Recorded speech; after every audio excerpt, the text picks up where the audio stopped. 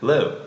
In today's video, we're going to answer a great question that was asked in our forum about how to verify square footage on a listing in New York City. This is a great question asked by a first-time home buyer on a condo listing, which is actually much easier to verify than a co-op listing. So the first thing to do is let's take a look at this listing online and see what the listing agent is claiming the size to be. You can use any site. We simply Googled the address, and the first or second one that came up happened to be this site, StreetEasy.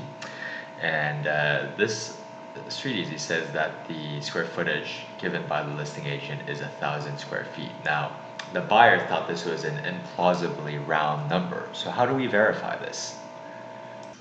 Furthermore, just by looking at public data, 19E, which is the same line in the same building, just on a different floor, was listed as 1,056 square feet, which seems perhaps more real because it's specific. Furthermore, this exact same unit was listed by a different broker for 944 square feet. So what is the actual size of any of these apartments? How can we verify this? So you can Google any number of things to access the New York City Department of Finance website. You could Google this, you could Google BBL lookup, which is another favorite one of mine.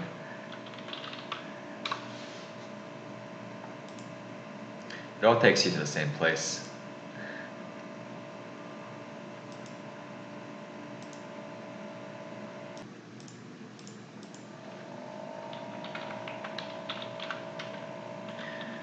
Notice that when I type this in, it is 49th Street. You don't do the TH, because if you do that, the system will not recognize it.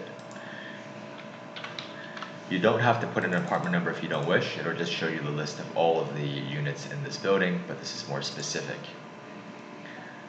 So you'll see a slew of data, and including the notice of property value, which is very valuable. This is essentially assessment data provided by the city. Take a look, and they will often provide a number, a square footage number, often pulled from the original offering plan. In this case, they call it the condo declaration, essentially similar. So they say that square footage, 1056. Now, if you'll remember, this figure actually corresponds to what 19E was listed by one of the two brokers which had listed 19E. If you go back to 26E, where they just listed it as a round number of 1,000, they weren't actually being deceptive, because the city thinks it's 1,056, and they got that number from an official source, likely the original offering plan or condo declaration. So this isn't a problem, but let's check out 19E just for as a good exercise to see what is going on with 19E and how big it is really. Let's go back.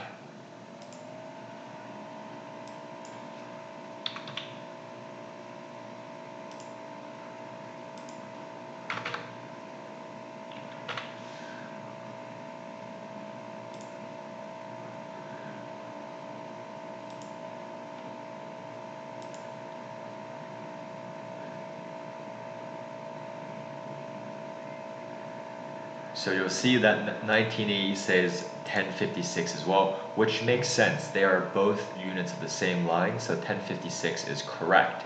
And this simply means that one of the brokers who had listed 19E for some reason put 944. Not sure where they got that from.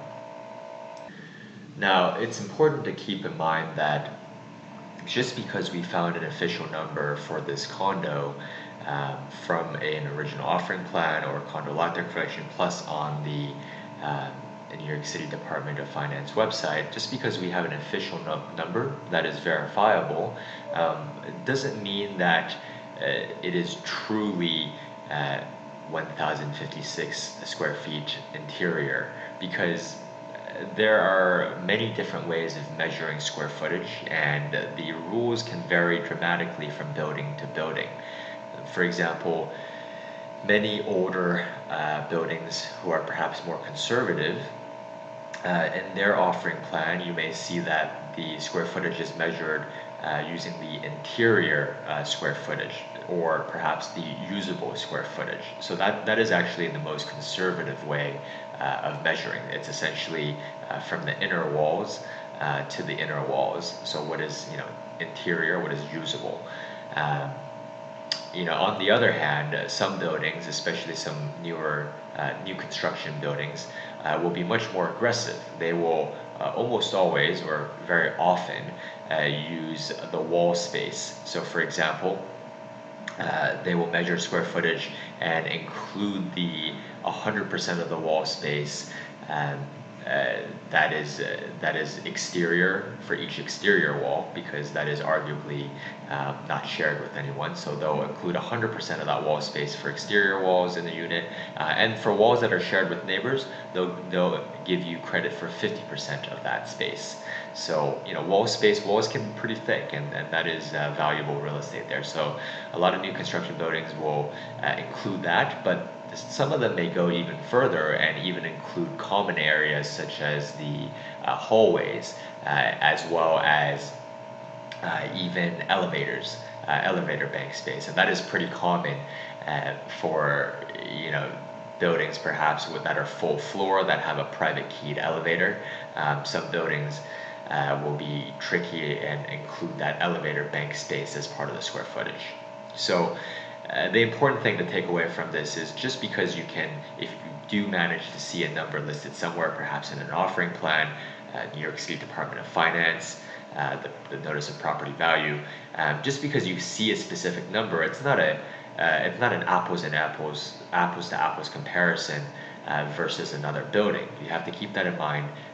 Square footage is measured differently on a custom basis, on a building by building basis. So if you really want to get into the nitty gritty of it, you do have to look at the original offering plan to see exactly how they measure square footage.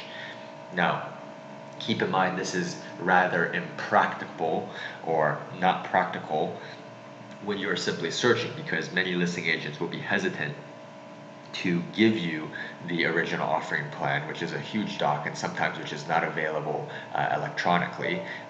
So they will be very hesitant to give you that when you haven't even placed an offer yet.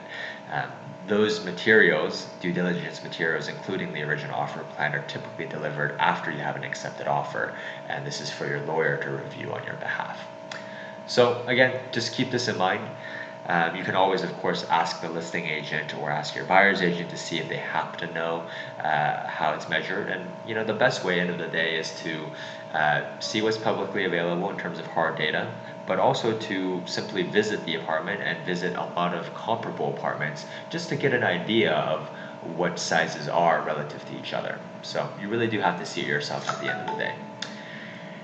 In any case, please remember to read this great article that we've created about how to measure square feet. It's on our blog, as well as our YouTube channel. We have new videos about how to measure square feet. If you've enjoyed this video, please remember to subscribe to our channel, hit like, leave a comment.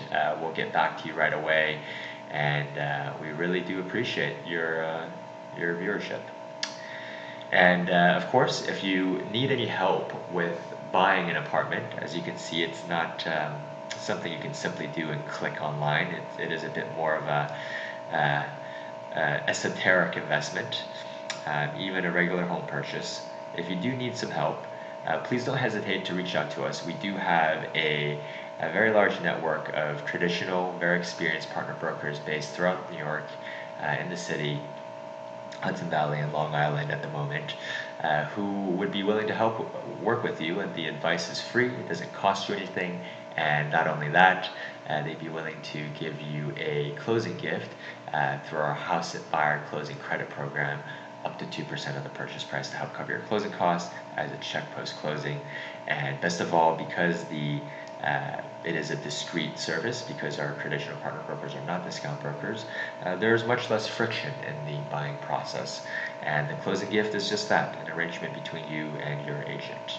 So we hope you've enjoyed this video. Please remember to subscribe, and we look forward to seeing you on the next one. Thank you so much.